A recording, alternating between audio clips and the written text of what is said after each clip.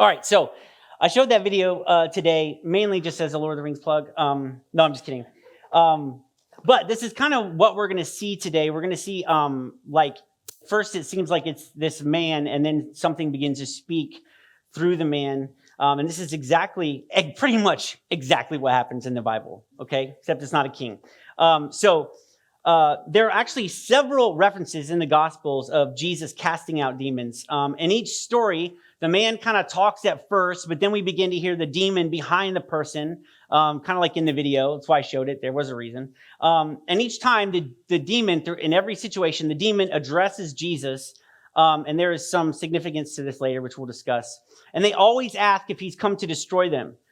They always know who he is, and they always know his power. And so we're going to read the most famous of those instances in Matthew 8, 28 through 34.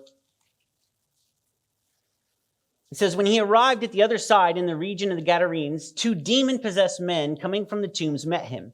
They were so violent that no one could pass that way. What do you want with us, Son of God? They shouted. Have you come here to torture us before the appointed time? Some distance from them, a large herd of pigs was feeding.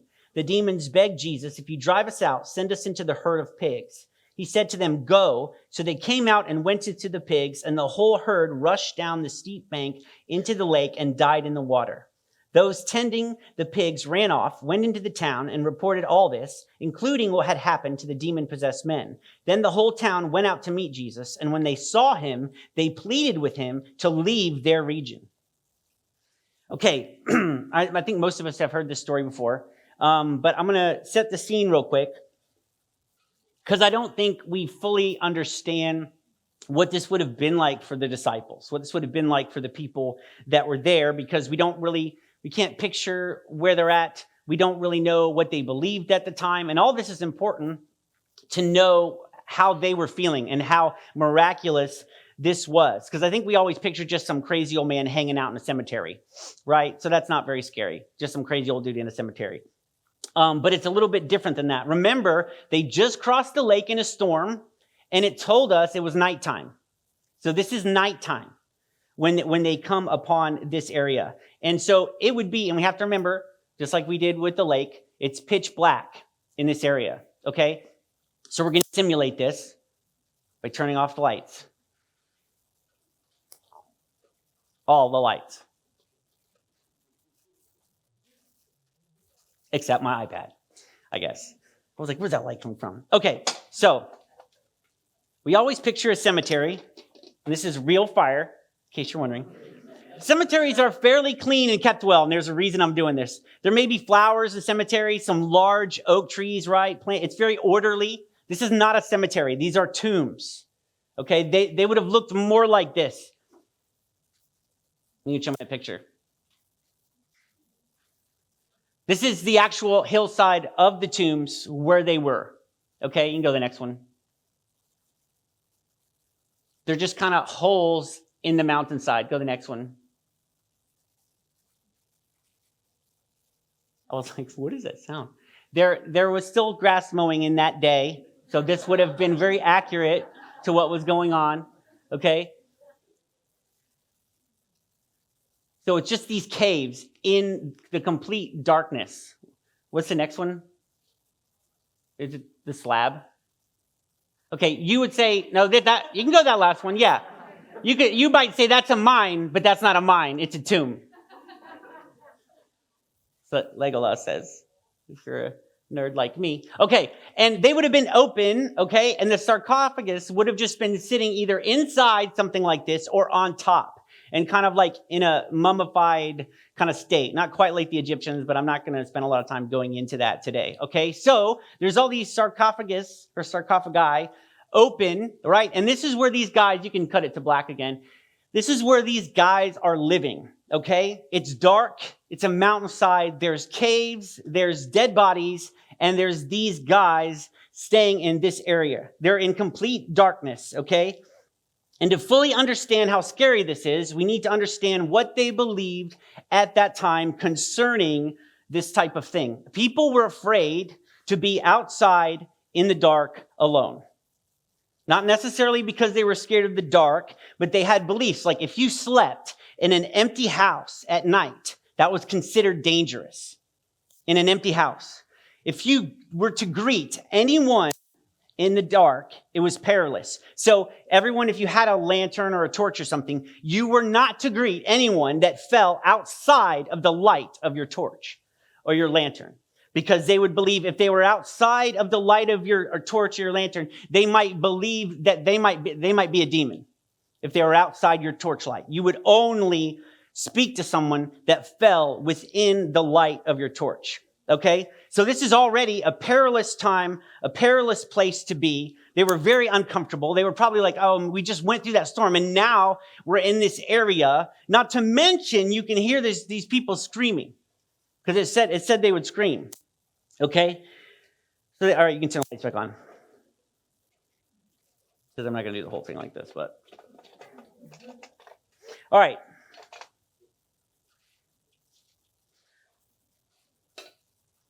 So that was probably just as scary as the real thing, right? Did I pull it off? Okay, I should have had recordings that were like, ah! Because that's how people scream. They're like, all right. So let's talk about the people themselves, okay? I think when we talk about demon possession, I think everyone just pictures The Exorcist or something, right? Or we think, okay, well, this is just like something like mental illness and Jesus didn't know what he was doing, right? Either that. It's either like mental illness we weren't aware of or head spinning stuff. There's no in between, right? And before we go any further, I'm not saying like all mental illness is demon possession, okay? But some have said that when Jesus drove out demons, he was really curing mental illness. And like he was just playing along with the beliefs at the time. But the whole time Jesus is on earth, he doesn't go along with their beliefs, ever. He always like breaks the mold. He always says something that they're like, we don't understand that. That doesn't make sense. And we'll see that next week too. He says something that they're like, that's breaking the mold, that's actually heretical to them. But he never just played along with what they believed. He always just said it like it was, okay? And whenever they speak in the Gospels of what Jesus did, they always say healed the sick and cast out demons separately. And we actually see another encounter in Mark, which I'm going to read because it. All right, in Mark 8:14, like I said, they always say like sometimes it says, oh, you just cast out demons, and then sometimes it actually goes into the story. And this one, that can't be right. It wasn't. All right, in Mark 9:14. It says, when they came to the other disciples, they saw a large crowd around them and the teachers of the law arguing with them. As soon as all the people saw Jesus, they were overwhelmed with wonder and ran to greet him. What are you arguing with them about? He said. A man in the crowd answered, Teacher, I brought you my son who is possessed by a spirit, who has a mute spirit. And wherever it seizes him, it throws him down. He foams at the mouth, gnashes his teeth, and becomes rigid. So I spoke to your disciples that they should cast it out, but they could not. So the disciples have already tried to cast this demon out. He answered him and said, O faithless generation, how long shall I be with you? How long shall I bear with you? Bring him to me. Then they brought him to them. They brought him to him. And when he saw him, immediately the spirit convulsed and he fell on the ground and wallowed, foaming at the mouth. So he asked his father, Jesus asked his father, how long has this been happening to him? And he said, from childhood. And often he has thrown him both into the fire and into the water to destroy him. But if you can do anything, have compassion on us and help us. Jesus said to him, if you can believe, all things are possible to him who believes. Immediately the father of the child cried out and said with tears, Lord, I believe, help my unbelief. When Jesus saw that the people came running together, he rebuked the unclean spirit, saying to it, deaf and dumb spirit, I command you, come out of him and enter him no more. Then the spirit cried out, convulsing him greatly, and came out of him. And he became as one dead, so that many said, he is dead. But Jesus took him by the hand and lifted him up, and he arose. And when he had come into the house, his disciples asked him privately, and this is kind of an important part that doesn't pertain to what we're talking about, but his disciples asked him privately, why could we not cast it out? So he said to them, this kind can come out by nothing but prayer and fasting. This is kind of interesting. In some versions, they've taken out and fasting. And it just says this can only come out through prayer, which is strange to me that you would take out fasting because it's obviously there. In this encounter, Jesus calls it a spirit, and it's not manifesting the same way as in this other story, which we'll kind of get into some of the differences. But and we see other examples in Acts of demons being cast out. Now, and again, I'm not drawing. I'm not saying mental illness. All mental illness is demon possession. But I worked in psych for 10 years on a psych ward. I worked with adolescents. I worked with adults. I've seen mental illness that medicine has worked for. But I've also seen people that something was different. Something was just different. I may not look like it, but I have been in hundreds of altercations, okay? Mainly on soccer fields with other no. My job was to subdue patients. You kind of keep them in line and try to talk them down first, but that doesn't work, and they're going to be a harm to themselves or others. It gets pretty crazy. And there's been huge guys in which you try to negotiate a little harder. But some of the circumstances that were the worst and the scary. And I'm telling you, you might look at me and think, well, but everyone else that worked with me, I don't know how I got the job. But everyone else who worked with me was like one guy was like a linebacker. He was huge. He actually did play linebacker, was in the NFL for like a minute and just couldn't do it. But so he's a big dude. And all the other guys were big dudes. My job was while they were looking at the big dudes to sneak around behind them and kind of get them from behind. Because they're not looking at me because I'm a small guy. But we had some people, I'm talking small people that's taken 10 of us to subdue, 10 of us to bring down. And it's not like you're dealing with a person in that time. You're kind of dealing with it almost was like a wild animal. I've seen people, and again, this isn't the majority of cases. Okay, I just want to make that clear. But and I had a video I was going to show of this guy slamming his head against the wall, and then I thought better of it. But I've had that happen, and I was going to show it to say I've seen this. I've had someone where they're just slamming their head against the wall, splitting their head open, and I'm having my hand on their head so that they're slamming my hand into the wall rather than their head, and there's just blood all over my hand and the wall and them, and it's just craziness. But not the same as the others. Okay? There was some different, it was just different. And nothing would work. And honestly, when we give them meds, it's basically just to slow them down. Just slow them down. Because we just couldn't contain them. And there were some patients, and honestly, I've been here I was there for 10 years. So I went from there were times when I was I went in thinking, oh, this is, I don't know anything about this. And then I went in being okay, this is all just medical stuff. And it can be cured with medicine. And then seeing things that were this is weird. This is a little different. And noticing some trending things. I was a Christian, and there were times that people would come after me specifically. And the only difference was that I was a Christian. And I had people that looked just like me, acted just like me. Not as charming, obviously. No, but the only difference was that we were Christian. And I wasn't saying I was a Christian or anything. They didn't know it, but they would be hyper-focused on me. I remember a situation where I walked in. At one point, I was working the night shift where it's me and an older lady, okay? And when I'm saying older lady, I mean probably in her 80s. And we're behind this bulletproof glass in the nurse's station, which they've removed now, which no one liked that idea. And so there's this bulletproof glass in the nurse's station, and my job is to go around at night with a flashlight, all the lights are off, shine a light in their rooms, but not just check on them. I have to make sure they're breathing, okay? So I have to watch their chests and whatever. And sometimes, they'd be oh, they're not in their bed. Ugh. Got to go find them, and then they'd be standing in a corner or something, which is, whatever. But so it'd just be me and this lady. So if anything went down, It was me. And we had these like devices I could press an emergency thing and they say, oh, all staff upstairs, all staff upstairs. But that takes some time, you know? But so I walk in and there's this guy just walking up and down the hall and he's fine. And he just like, and he'd been there all day and they had said, we've had no problems with him. And he just sees me and I just looked at him and I was like, this isn't going to be good. This isn't going to be good.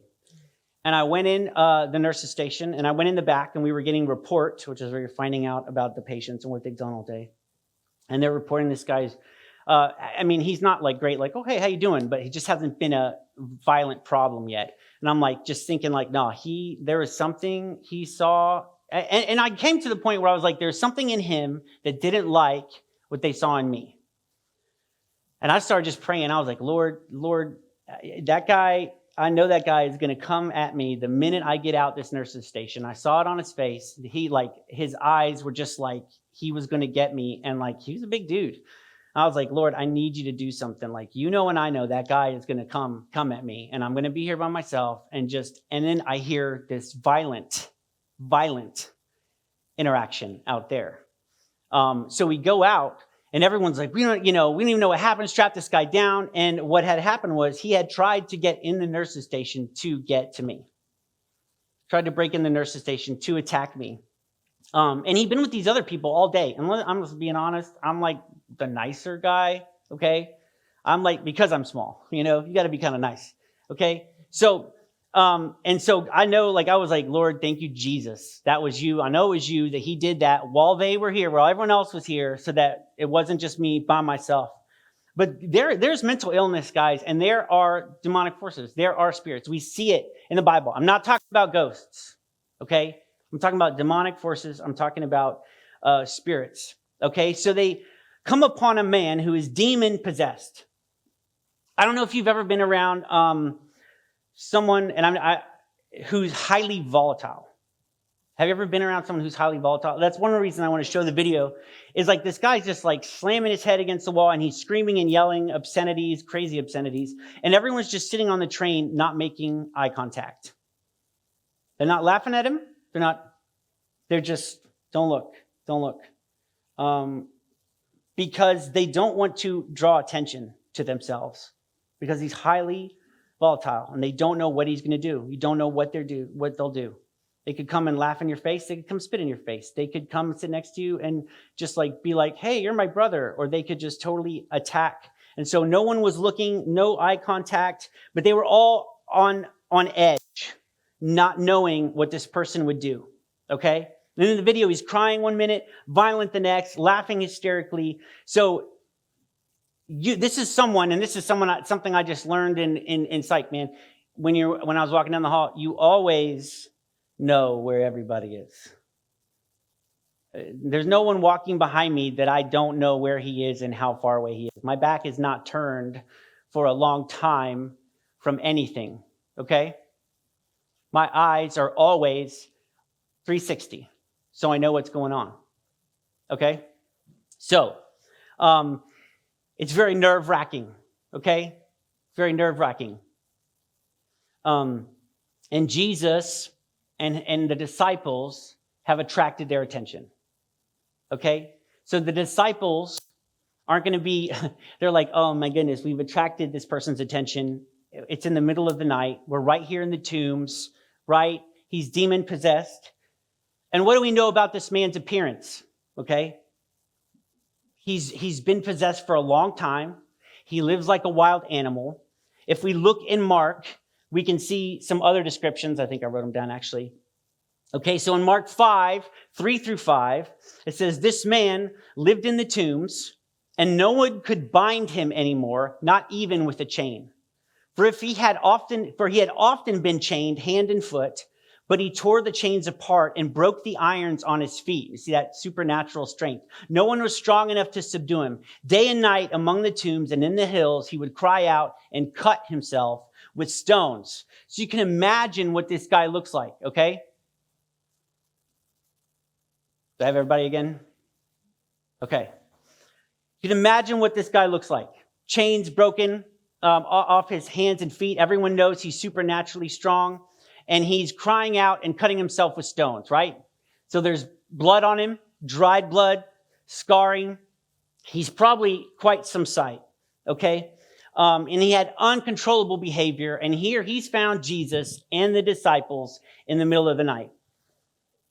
And he comes to Jesus, these demons, they come to Jesus, and they say, "What do you want with us, Jesus, Son of God? Have you come here to torture us before the appointed time?" The appointed time they're referring to is Revelation 20:10. It says, "And the devil that deceived them was cast into the lake of fire and brimstone, where the beast and the false prophet are, and shall be tormented day and night forever and ever." So they know their ultimate fate. They know their ultimate fate. But there's something else that they're saying here, which would strike fear into the hearts of the listeners. Okay, they call Jesus by name. I don't know if you noticed that. I mean, he's popular. We know who he is. But they actually say, "What do you want with us, Jesus, Son of God?" They call him by name. They know his title, Son of God. Okay? Now, ancient superstition at the time, there was this belief that you had power over another if you knew or said their exact name. If you knew their name, you knew who they were, you had this power over them. And this is probably why the demons called Jesus by his full name in front of everyone. Oh, hey, because they know these men haven't come across Jesus before. So there's this almost this battle going on behind the scenes. And they come out and say, "Call him Jesus, Son of God," knowing who he is, calling him by his full name and title. So it might seem at first like they're not being confrontational, but they are being confrontational. They're showing their power right from the beginning by calling him by his name. This moment would have scared the daylights out of anyone who heard it, out of anyone who heard them say his name. And then Jesus responds in Mark 5. He says, "What's your name?" And they say, "My name is Legion, for we are many." And he begged Jesus again and again not to send them out of the area. And there's more that's happening here than meets the eye. First of all, saying their name is Legion, they're trying to intimidate him and those with him, right? These are Jews. They've been under control of the Roman army. They know that a legion consists of 6,000 well-trained soldiers. 6,000. So these demons are saying there are a lot of us. We're organized. We're a force. We're like a Roman legion. There are that many of us. It's also kind of petty disobedience not to give their name. Okay? I'm sure that anyone working in a place of authority and someone's in trouble that you don't know and you ask their name, they're like, "My name is Tim."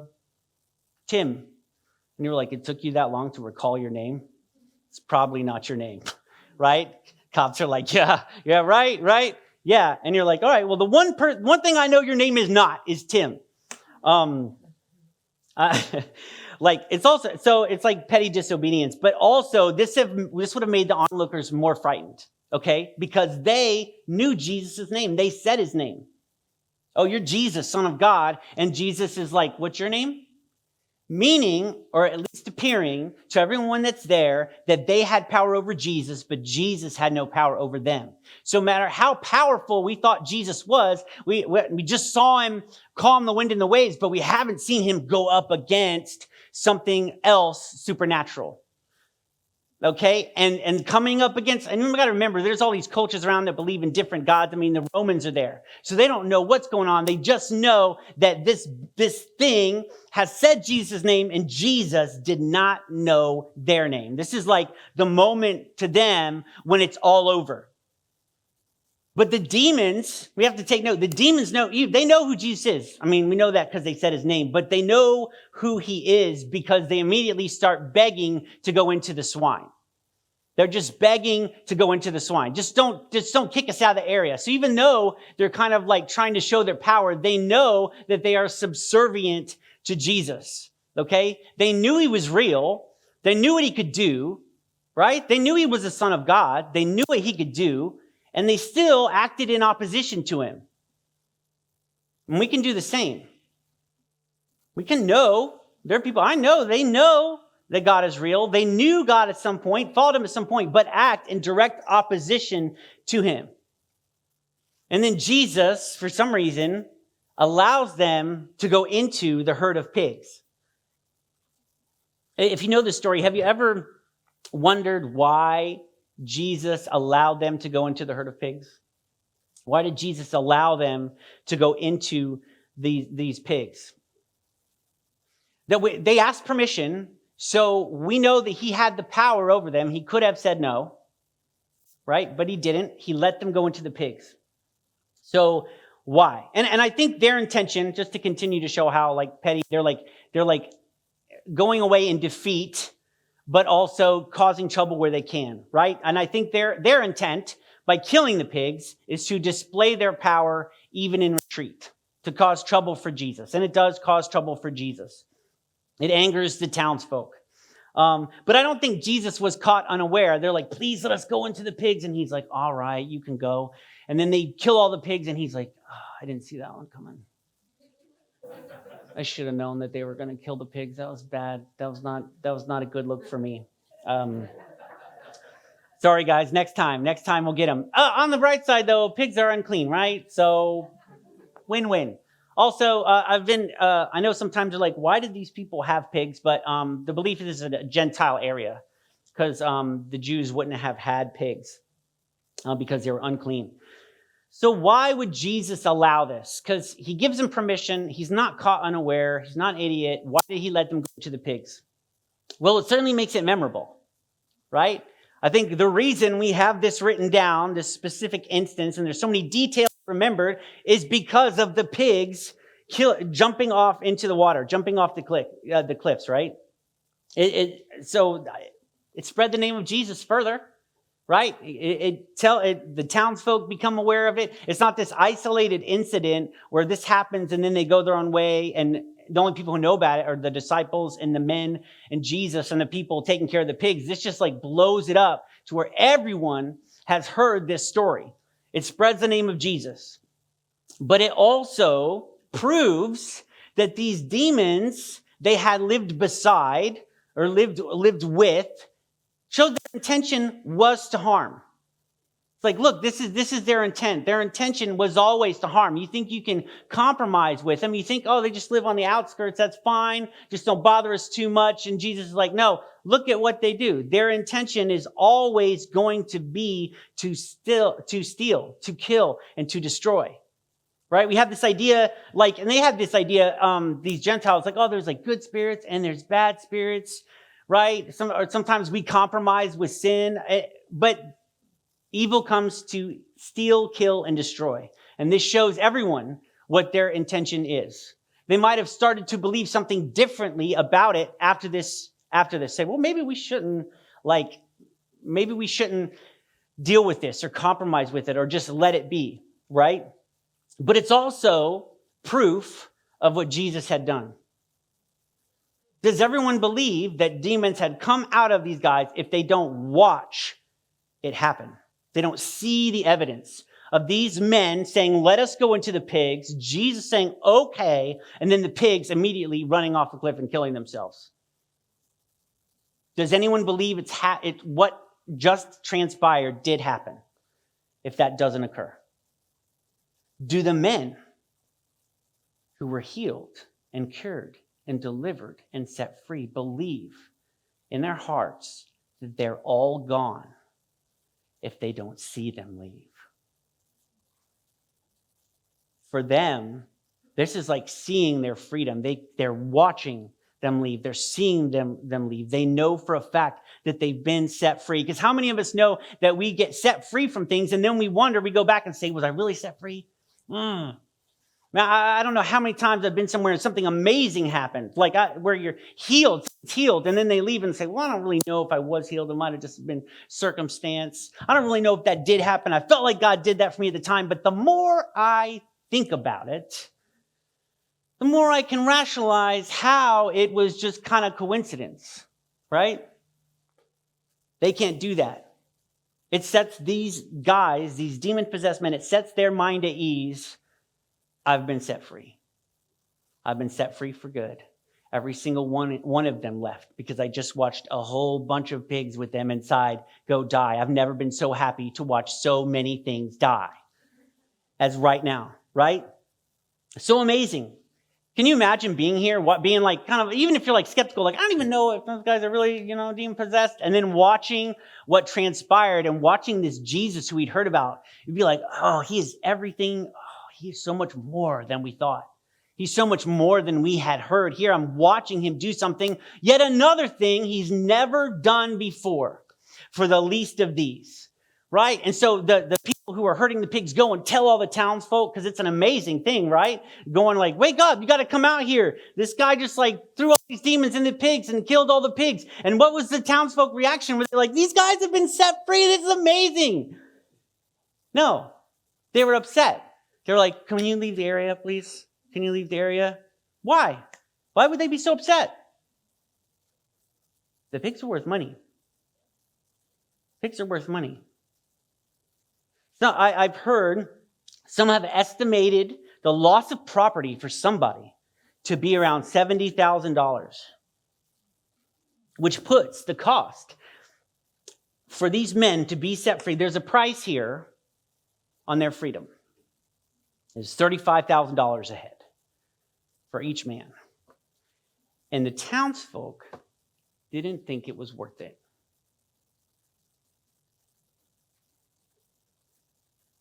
They didn't think that each of those men, we obviously know that they didn't value the men because they let them live like that. And just cast them out. Just like, obviously they tried to chain them. I don't know what they were trying to do then. But they didn't value these men at $35,000 a head. And it ends up, they're more afraid of the damage Jesus can do. They're more afraid of Jesus than the demon-possessed men. They had lived for years and years with these demon-possessed men in their midst, and they didn't mind the tragic circumstances that surrounded these men. These people in the town, they know these men's family. They know their mothers. They know what they were like as children. They might have said, like, man, they were so, you wouldn't believe what they were like as kids. They watched this tragedy unfold and gave up on it. And they were more willing to let that happen, more willing to let that tragedy happen, and more willing to live with these demons in their midst, just on the outskirts, than to have Jesus coming in and doing who knows what with his power and costing them money. Sometimes we do the same. We basically ask Jesus to leave. We ask him to leave. Demons, you can stay as long as you, just don't mess up things too much, just kind of stay in your place, But Jesus, you need to go. Jesus struck fear in their hearts. Why does Jesus strike fear in our hearts so much? Because he disturbs our lives. He disturbs our lives. So many times I've seen people go to something and they give their life to Christ, and then you leave and you always start to think, man, did something really happen? Man, do I really need to give up this? Do I really need to give up that? Man, that's a lot of change. There's a lot of things that are required. I don't know. I need to think about it now. God was calling my heart and I acted, but now I need to think about it. Because what if Jesus is the Son of God and everything he says is true? What does that mean for us? It means I have to change everything. What am I going to have to give up? What's the cost? Is it too much? What will we lose? What will I lose? And honestly, we change so much to fit in. We change so much to fit in with our peers, to fit in at work, to get that job, maybe just to get that placement, right? Like what they're looking for, to advance in our careers, to appease others, to be in that friend group, right? How many times have we all been in friend groups that those people think they're a little bit better than us, and we're just like, I just want to be with them. We don't act pathetic like that, but it's pathetic like that. I see it happen time and time again, not with kids, with adults, right? But we won't change a thing for God because the cost is too much, so we push him away. And in the greatest story ever, the true story, this continuing saga that we have a chance to be a part of, too often we are listed as the townspeople. We don't even know their names. We don't know their faces. We don't know who they are. Because in this story, they're nobodies. They're just townspeople.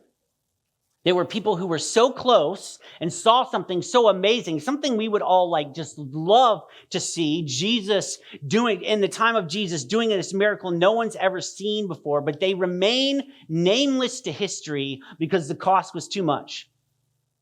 They were right there watching it, seeing truth unfold before their lives, seeing power they had never seen before, seeing something they could not understand. And they were like, I can't understand you. You need to go away. The cost was too much. Because we always assess things in cost. Not just money, but what we have to give up, what we have to change. And these people, the cost was too much. It's a good thing for us that Jesus values us far more than $35,000 a head. Jesus places no value upon our heads because we are priceless. We are priceless. These townsfolk, they're nameless to us, but not to God.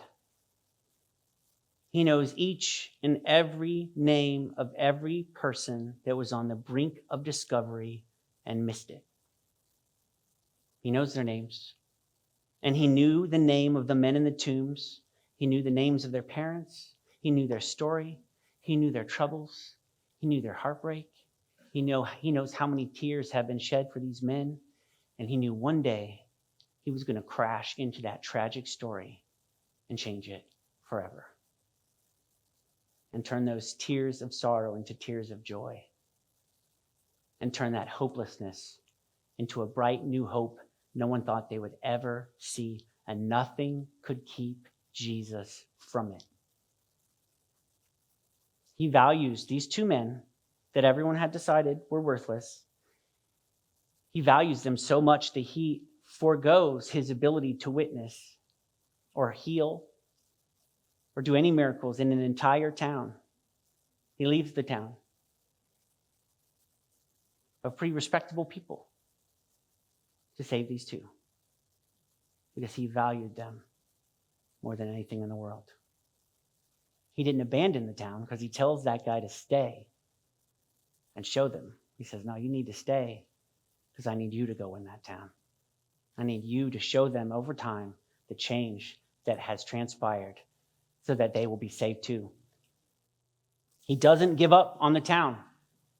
He saves the men and he still does not give up on the town. He leaves the men there to soften their hearts. Do we know our value to God? Do we know our value to God? Because so often, you might not go around feeling like you have like a money sign over your head of like, this is my value, this is my worth. They always do that with like stars. They're like, oh, what's this guy worth now? He's worth $2 million, right? The guy from Boy Meets World, still worth $2 million. And you're like, well, he must have been saving because Boy Meets World's been dead for a long time.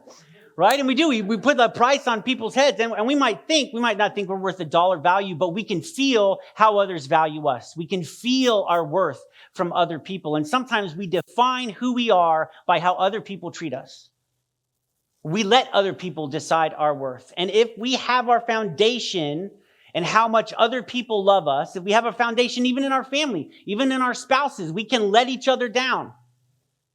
And your value and your worth is going to go up and down based on how you're treated, based on your job, based on how people see. And then you might even hit this. You're like, man, you see so often sometimes like these like athletes, and then they're in their prime and they're amazing. And then later and they get benched and then they're like a backup quarterback and you just see them like wilting and like, just like their value's gone. Their value's gone. Right. And that's why Aaron Rodgers is always trying to figure out who he is and take darkness retreats and all kind of weird stuff he does. He's not going to find it, Aaron. Not going to find it that way, okay? Dark for 4 days. It's nuts. You're crazy, Aaron. The only way we're going to know our worth, our true value, is by knowing how God sees us. By knowing how much he loves us. There is nothing that will keep him from us. He would forego a town for us. Our value is great. We are priceless to him. And we need to understand that as Christians, because I know we forget it time and time and time again. We have to be reminded, like with like little songs like Jesus loves me, this I know. We have to like kind of train it up in children because it's important. We need to know how much Jesus loves us, because there's no way we can go out and witness and share the love of Jesus if we don't understand our value to him, because then we have to translate that. And when we look at people, see their value to God. To see a man in the tombs, torn and cut up and screaming and shouting and thin from not eating and violent and saying he is valuable to God. He is valuable to God. I'm willing to forego these things, how people see me, being able to be part of this crowd, being over here, so I can go to this person because he is valuable to God. I know that he's valuable to God because I am valuable to God. And I didn't think I was valuable to God. I know what it was like when no one valued me, but still to God I was priceless. And so we need to understand that as Christians, if we are going to go show the love of Jesus and show people who are outcast from society that they are highly valued by the King of Kings and the Lord of Lords. Understanding that will change your life. You can be saved and not understand that. And as you give up things that cost, as God, we keep saying, oh, God, draw us in, and we want to know you more. The more we know him, the more he draws us in, the more we understand that Jesus loves you saying we throw around. It's a simple, simple truth, that song. Jesus loves me. I remember one time I was just feeling really down. I had moved down here. I hadn't found any Christians, and I went and to this church, and the pastor said, we're going to sing Jesus Loves Me, This I Know. And I started singing. I just started crying. I bet everyone around me was like, whoa. But they just didn't know me. That's Nathan, he cries. Crying because of the simple truth and the power that is in it. Everyone in here has a great value to the King of Kings and the Lord of Lords. And my prayer this week is that you'll seek him and seek that answer, that you may know it so that you can show it. Know it so you can show it. Bam. Let's pray. I don't know if you can end better than that. Lord, I just thank you so much that you love us. I just thank you that we are priceless to you, Lord. And I just pray that you would open our eyes to see your great love, that we would know how much you love us, Lord, that we can look out and see people that we might have thought were worthless, or people we thought were idiots. And we could see the value over their heads, Lord. We could see that crown just waiting to rest upon their heads as you call them your children, Lord. I just pray that we could see the crowns resting on our heads, Lord, as we are called your children. I just pray that you would help us to be your children and love as your Son loves, Lord, and not put a value on people other than priceless, Lord. I just pray that we would come to understand your great love and that we would come to know you more. In Jesus' name I pray. Amen.